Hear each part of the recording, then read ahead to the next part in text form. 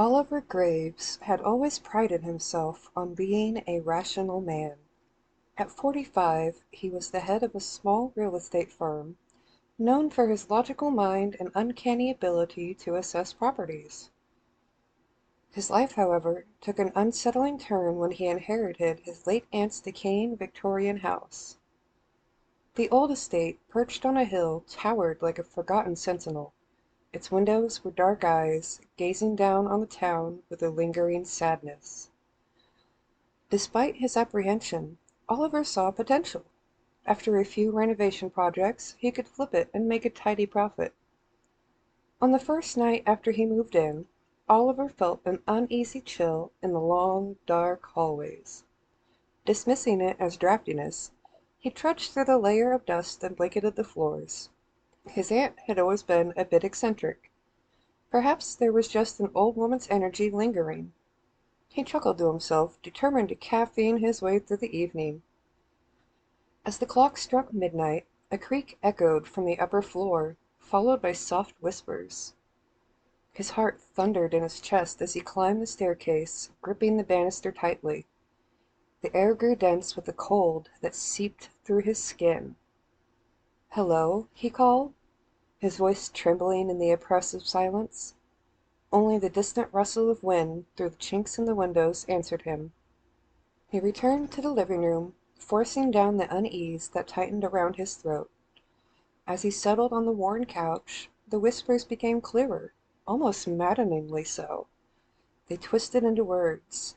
Leave. Go.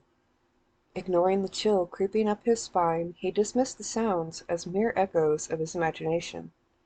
Yet each night brought new torment. The walls whispered his insecurities to him, while shadows flickered at the corner of his vision, taunting him with glimpses of their long-lost lives.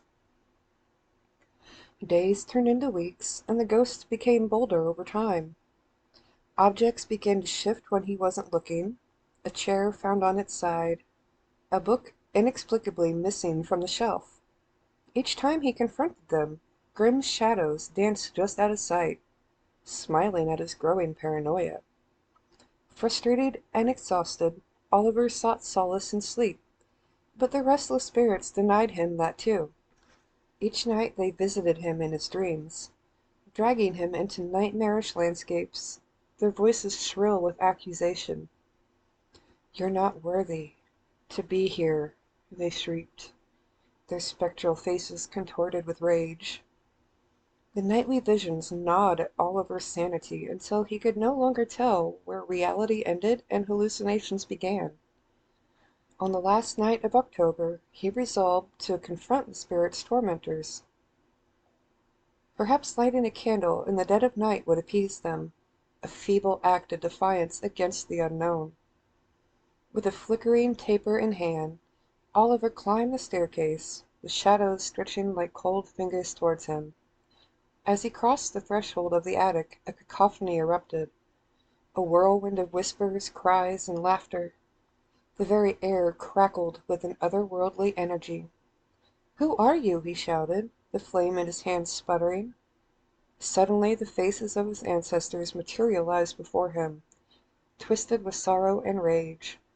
They reached out, their cool hands brushing against his skin, pulling him closer to the void. "You should never have come," they hissed in unison. As Oliver's screams swallowed his breath, he realized he was not merely an unwelcome guest. He was a prisoner of their legacy, forever bound to a house that hungered for despair. All echoes of reason fled him, as he became just another whisper in the dark.